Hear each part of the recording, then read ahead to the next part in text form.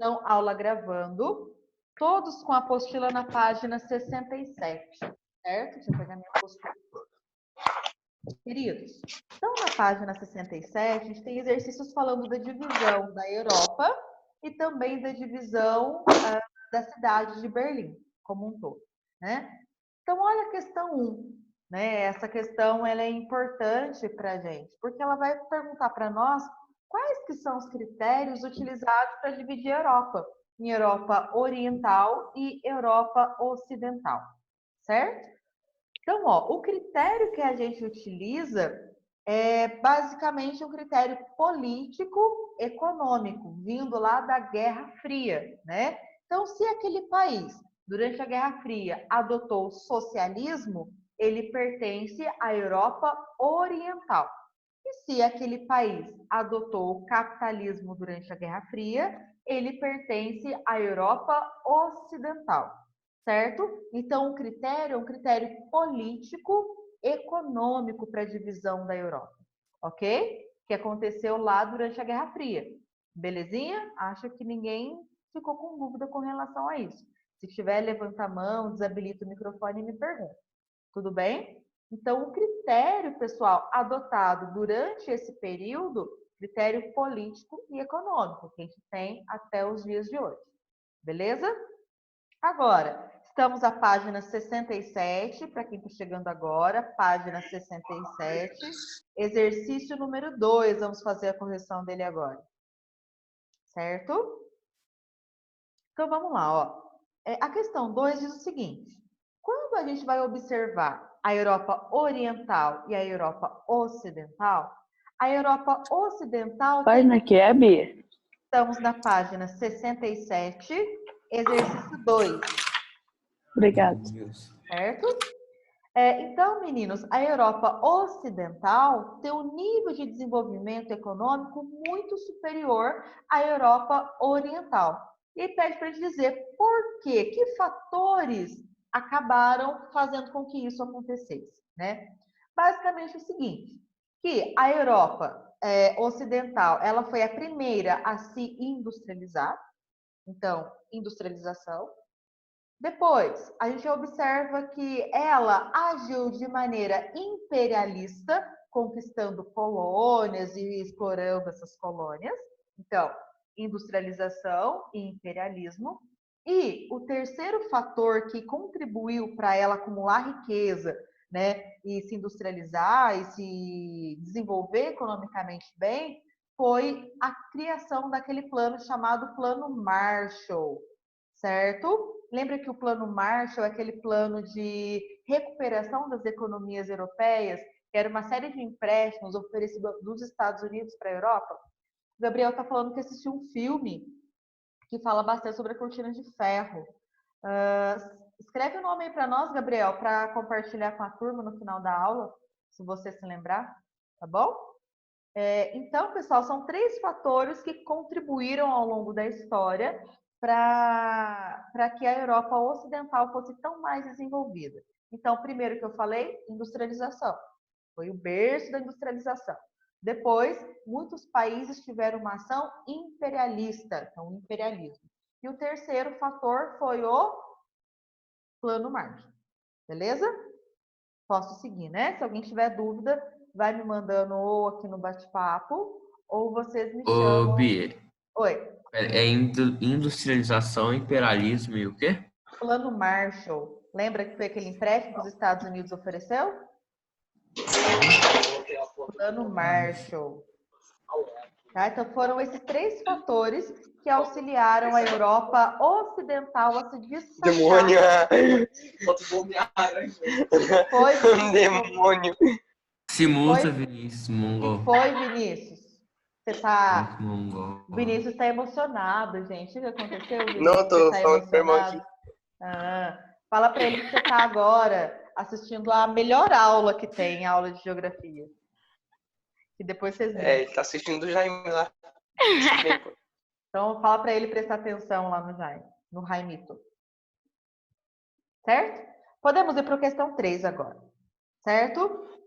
A questão 3 mostra para nós o Muro de Berlim em dois momentos diferentes, né? No lado, o Muro de Berlim ainda construído, mostrando de um lado o lado capitalista, o outro socialista, e depois, na segunda foto, se vocês estiverem com a apostila aberta, não tem mais o muro, mas aonde o muro existiu, tem ali a marcação da onde ele existia, certo?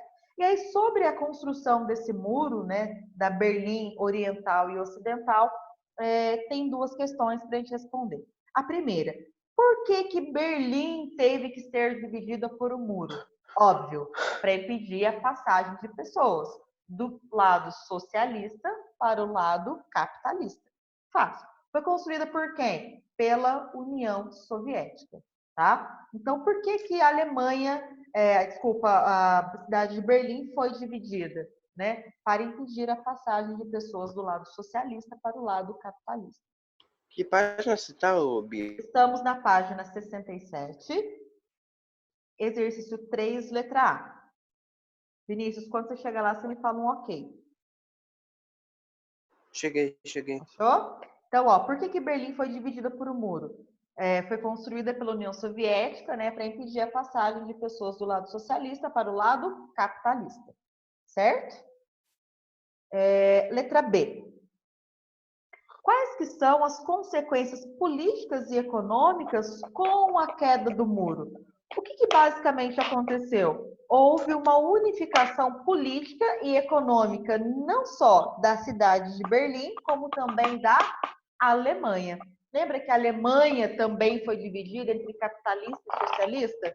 Quando o Muro de Berlim acaba, o Muro de Berlim ele simboliza basicamente uma unificação do que a gente conhece como Alemanha, que antes era Alemanha Oriental e Ocidental, agora é uma Alemanha só. Então, houve uma unificação político-econômica. Beleza? Certo? Então, a queda do Muro de Berlim simboliza uma unificação desse país, tá? Então, a Alemanha Oriental e Ocidental passa a ser uma só. Beleza? Bia, você pode repetir, por favor, a resposta da letra B? Da letra B, simboliza a unificação político-econômica da Alemanha. Obrigada. Aí os capitalistas e os socialistas se juntam? Isso, porque quando o Muro de Berlim acaba, logo em seguida a União Soviética ela desmancha, certo? Ela se desfaz. Então, com o fim da União Soviética, não tem mais Alemanha Oriental e Ocidental. Passa a ser uma Alemanha só, agora toda capitalista. Entendeu? Então, teve uma unificação político-econômica da Alemanha. Beleza? Vira aí a folha, página 68, número 4. Beleza? Meninos, aí na página 68 nós temos um quadro com alguns países da Europa Oriental, então, portanto, Europa que era socialista, mostrando o tamanho do território, o tamanho da população, o seu PIB, a expectativa de vida e o IDH de cada um deles, beleza? Queria que vocês focassem no IDH. Olha lá, o IDH tudo 0,8, menorzinho aí, 0,819. Comparando com o Brasil, 0,755. O Brasil tem um IDH considerado alto. E os outros países aí da Europa Oriental? Muito alto, né? Mais que o Brasil ainda. E aí vem o seguinte, vem a questão lá dizendo que mesmo com pequena extensão, esses países têm um IDH muito elevado. Então, como que esses países conquistaram esse IDH elevado? Bom, basicamente porque esses países eles eram socialistas, certo?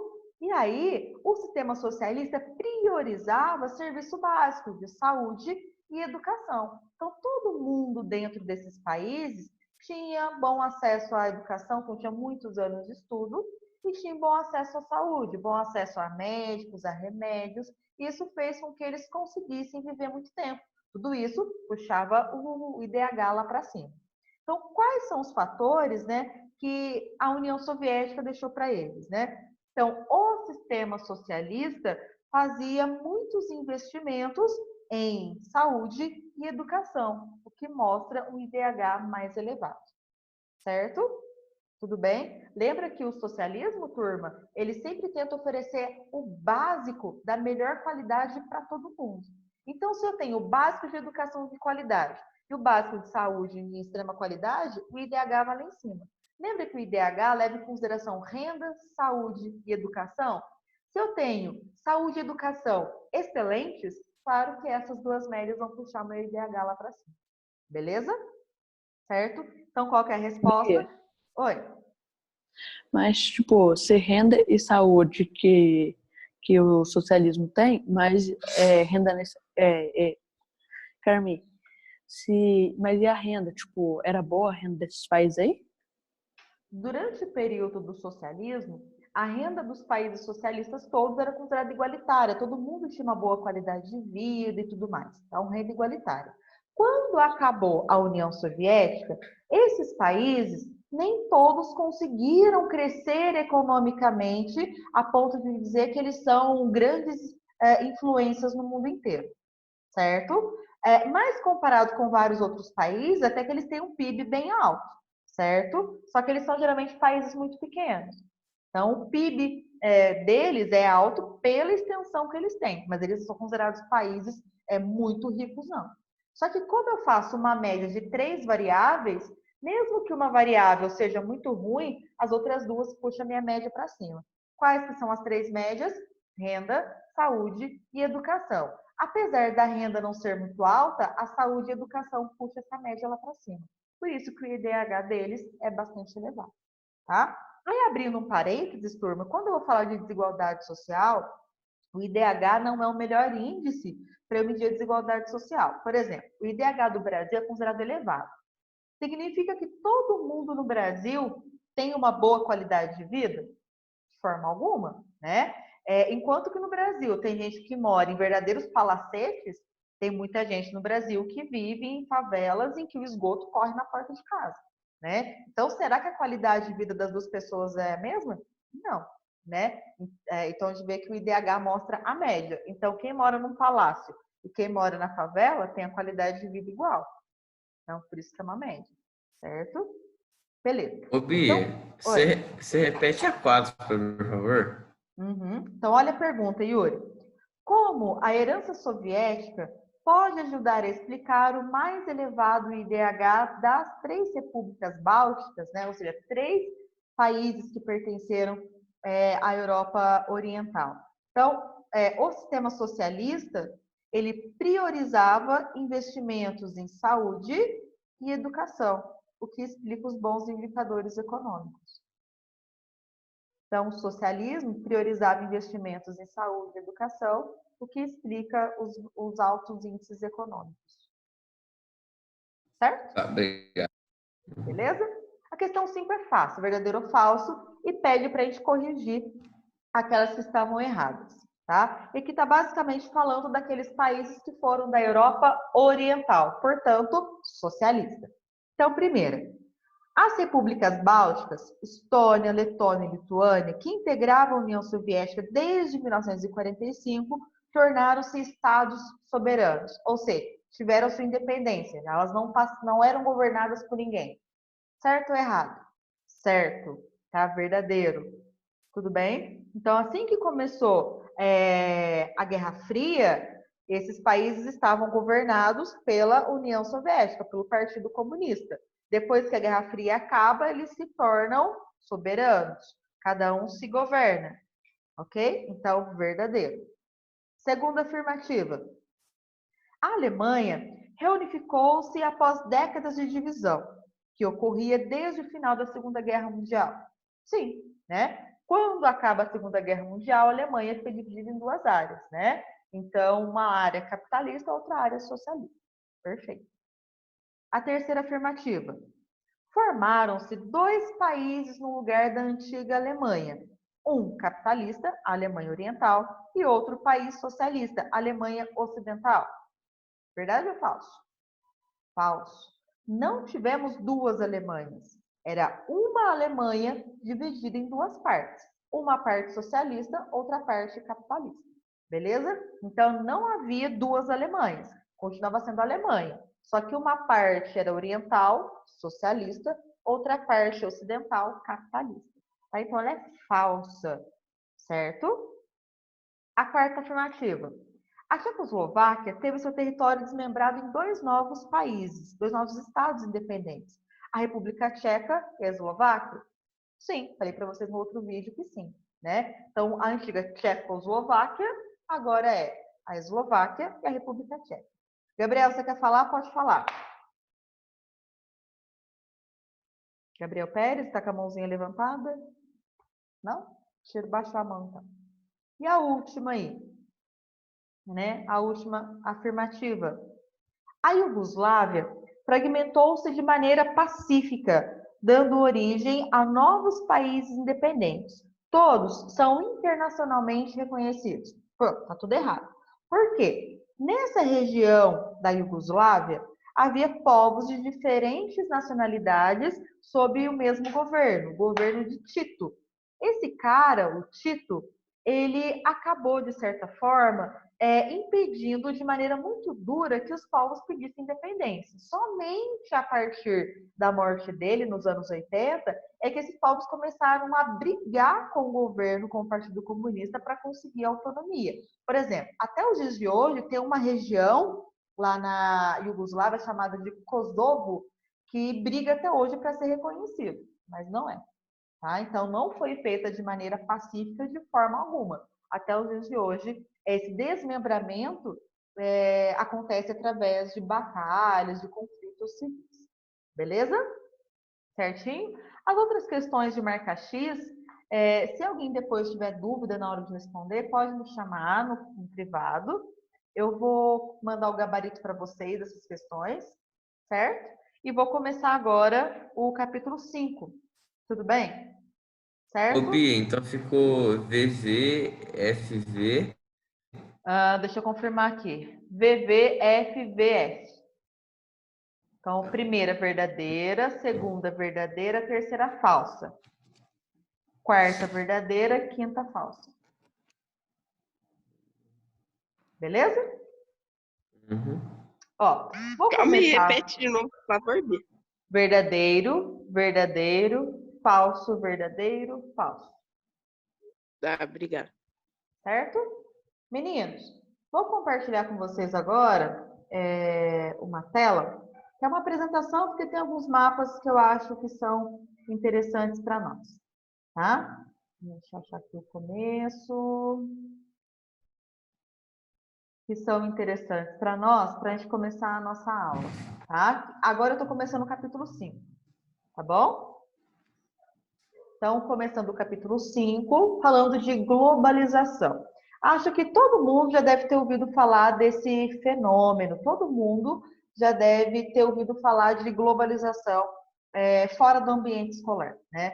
Então, o que a gente vai pensar no que é a globalização? A globalização vai ser um processo de trocas, tá? Onde eu tenho troca na economia, troca de cultura, troca de mercadorias, de informações políticas, de hábitos e assim por diante, tá? Só que a gente tem um problema.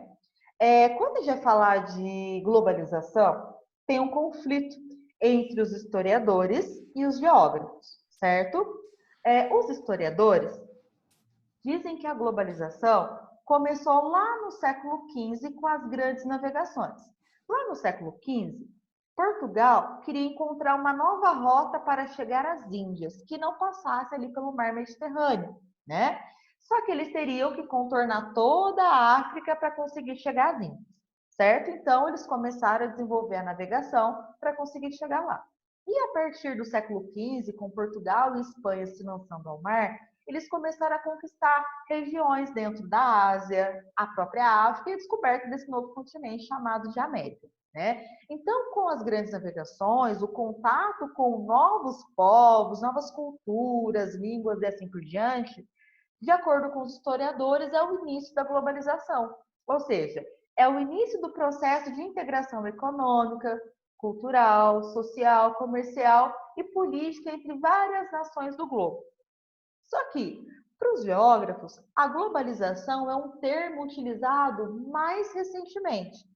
Porque quando a gente vai falar de globalização, esses processos de integração se tornaram muito mais ativos a partir do final dos anos 80, os anos 1980. Por quê? Nos anos 1980, o computador, a internet, o rádio, o celular começaram a estar muito mais próximo das pessoas do que nunca se viu.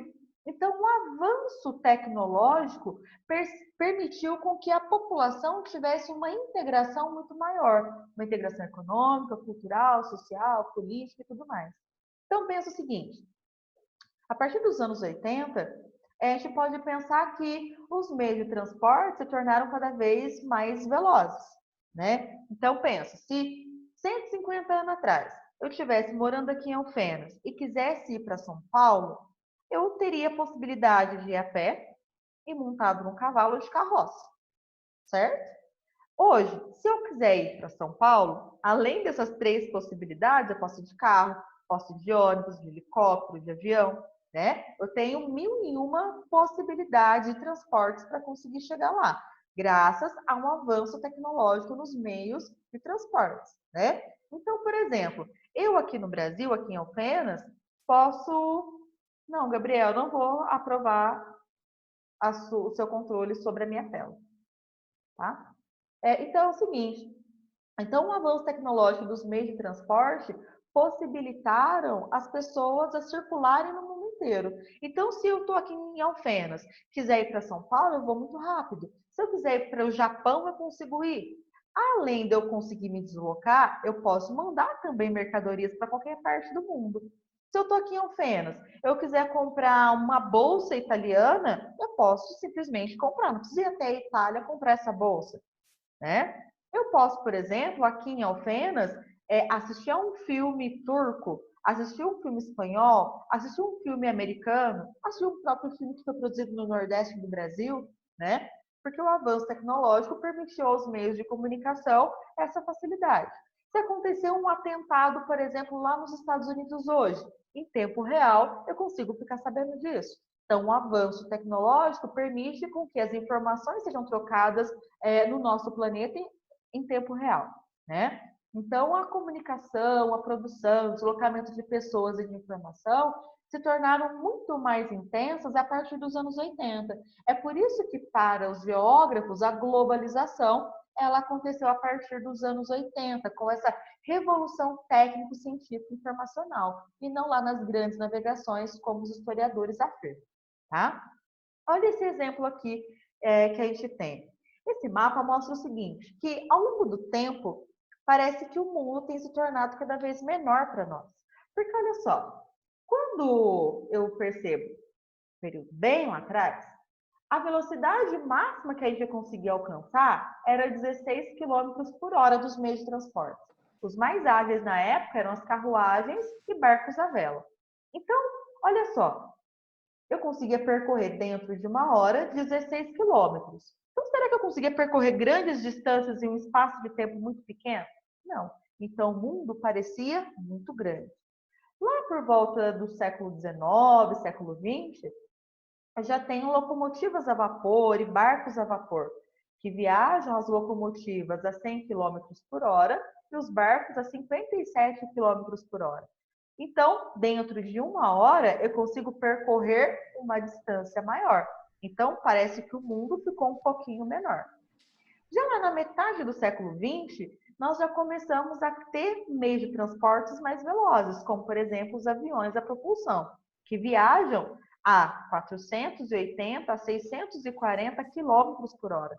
Então, dentro de uma mesma hora, eu percorro uma distância muito grande. Olha como a evolução tecnológica permitiu aos meios de transporte eu percorrer grandes distâncias. E claro que hoje em dia a gente tem aviões que os comuns da gente poder viajar, né? E viajam de 800 a 1.100 km por hora. Então, olha o quanto que eu consigo circular dentro de uma mesma hora se comparado aqui a esse primeiro período, tá? Então, eu consigo perceber que pelos meios de transporte, o mundo tem ficado cada vez menor para nós, tá? E o Nicolas, que gosta, por exemplo, de aviação, pode até falar para nós depois qual que é a velocidade máxima, né? Que os últimos aviões eles acabam alcançando. Só que, pessoal, esses meios de transporte não são a única coisa que vão nos permitir até contato com o mundo inteiro. Então, beleza. Se eu estou aqui no sul de Minas, se eu quiser ir para a África, eu consigo. Se eu quiser ir para a Ásia, eu consigo. Se eu quiser ir para os Estados Unidos, daqui eu consigo. Dos Estados Unidos para a Europa, para a Oceania, eu também consigo. Oi, Yuri. E aí, o seguinte. Então, eu consigo me deslocar pelo mundo inteiro pelos meios de transportes que são mais velozes. Por outro lado, os meios de comunicação também me permitem circular informações, culturas do mundo inteiro. Então, por exemplo, se eu quero me comunicar com uma pessoa que esteja habitando aqui em Milão, por exemplo, no norte da Itália, eu aqui no sul de Minas, consigo fazer essa comunicação através do celular ou então um aplicativo como o Zoom. Se eu estou, por exemplo, aqui na Oceania, quero me comunicar com alguém dos Estados Unidos, o computador me permite isso. Então, o mundo está interconectado por conta dessas tecnologias.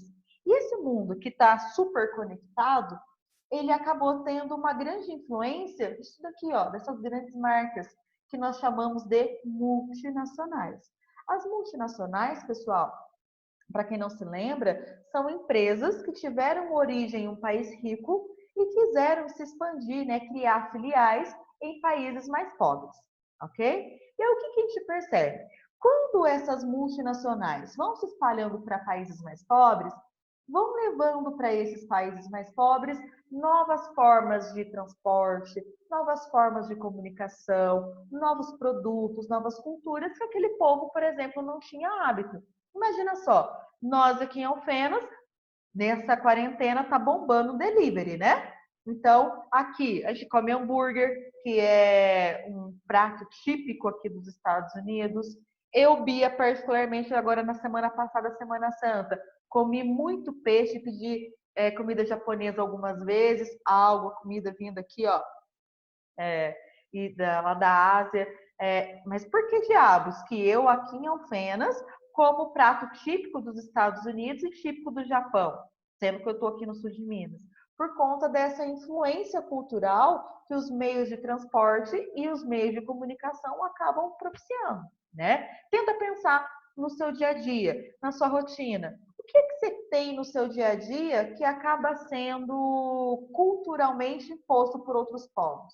Será que tudo que você usa, que você está usando agora para estudar, para assistir essa videoaula, foi produzido aqui no Brasil? É nativo do Brasil? O seu celular, a sua televisão, o computador, o tênis que você está calçado, a roupa, será que tudo foi feito no Brasil? Por que você quer ter um celular de marca tal e não de uma marca nacional?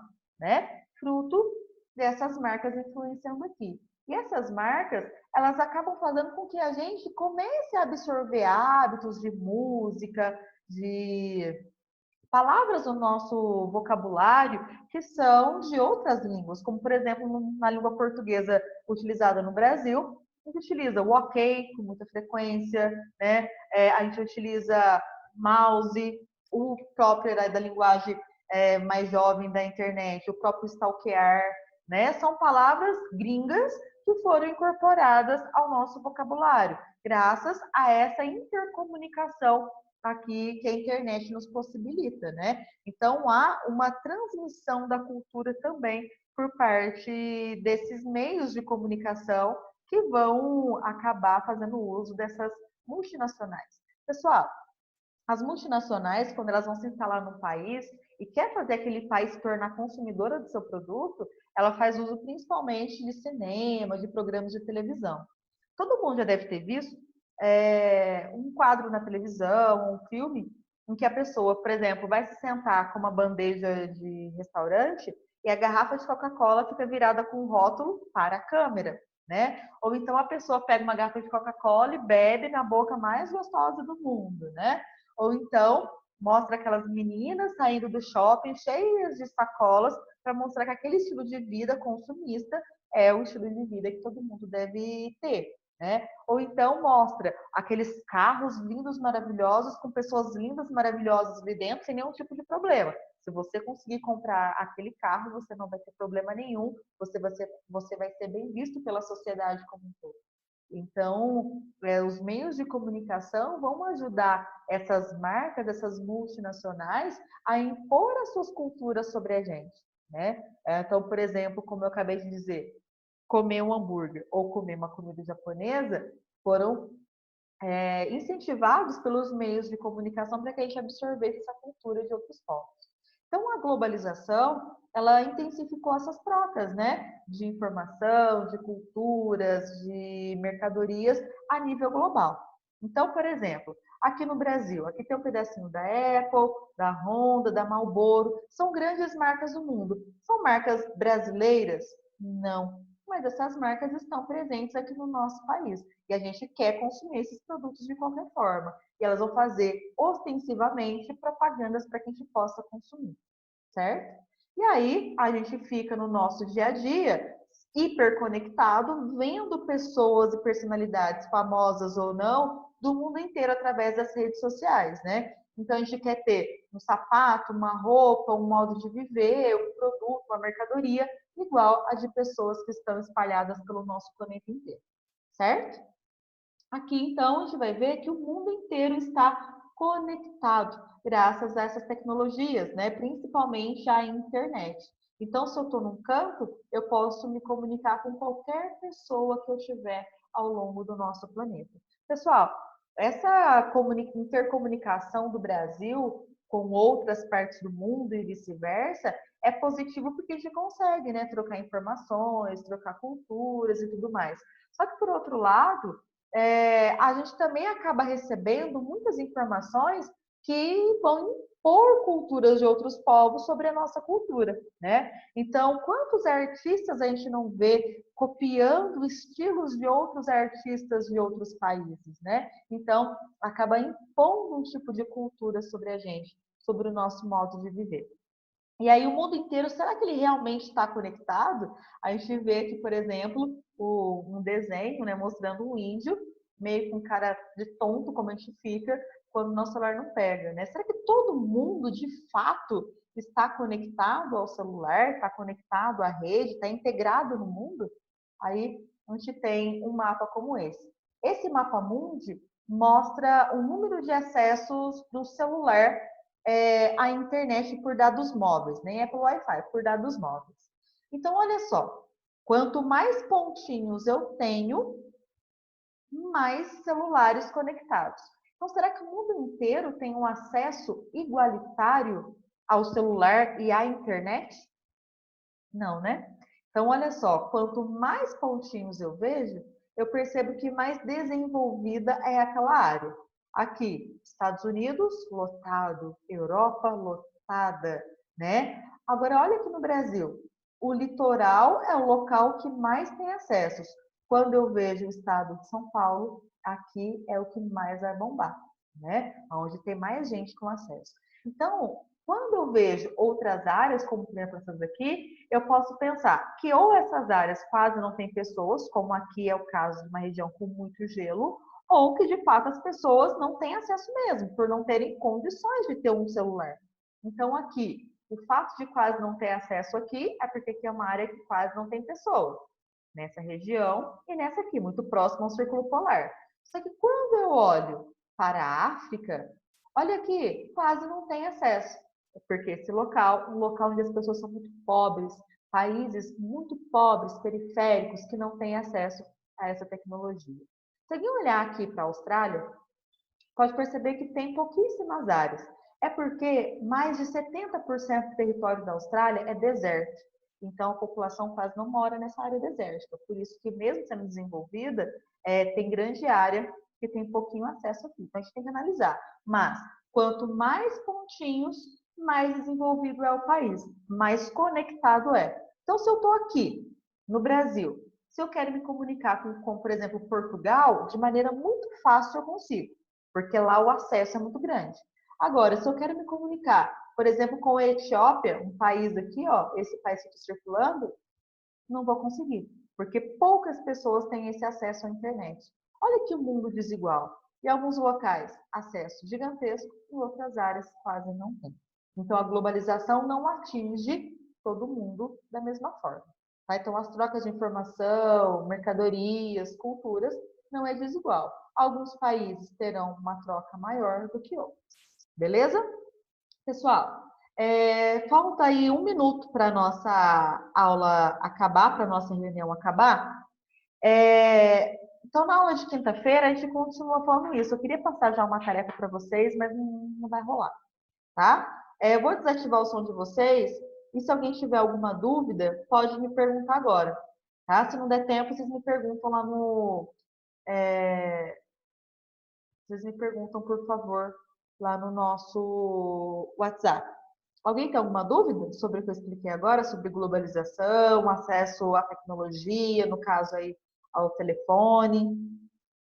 Bia, Oi, Stephanie. na página 73 tem uma pergunta falando qual é a posição do Brasil na nova ordem mundial. É porque eu não cheguei aí ainda, Ah, certo? tá. Eu tô falando da globalização ainda, não cheguei lá ainda. Certo? Aí eu Tá. acho que a nossa próxima aula é quinta-feira. Deixa eu confirmar aqui, é quinta-feira. Tá? Aí eu vou chegar nesse ponto e passo a tarefa para vocês, que inclusive é essa. Certo? Pessoal, então fiquem com Deus. Até a próxima aula. Bons estudos. Se vocês forem rever essa aula, qualquer coisa vocês podem me chamar se tiver dúvida, beleza? Tchauzinho, gente. Fiquem com Deus. Gabriel, manda depois lá no grupo o nome do filme pra gente, por favor. Certinho? Tchau, gente. Fica com Deus. Vou encerrar a reunião.